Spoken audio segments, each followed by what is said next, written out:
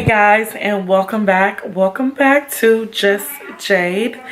All right, so today is another lifestyle moment. Today I will be showing you all how to install a 360 lace frontal wig.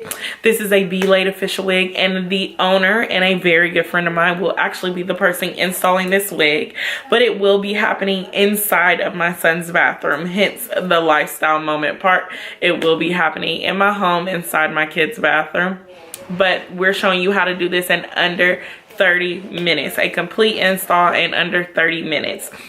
So I hope this is helpful. I hope y'all enjoy it. Comment below and tell me what else y'all want to see as far as lifestyle moments go. Also, like and subscribe. The details to purchase this wig and other wigs that she supplies will be in the detail section below.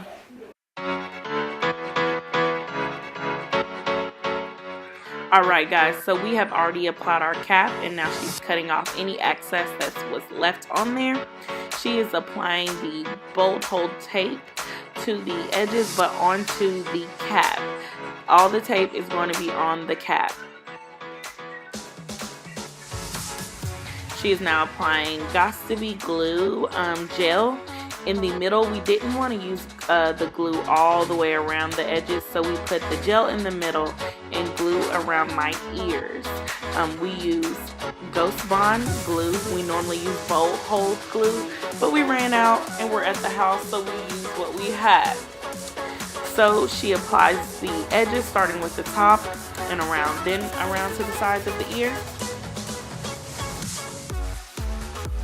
She is now plucking and making sure that no hair was left underneath the cap, and now she's going to cut a little bit of baby hair.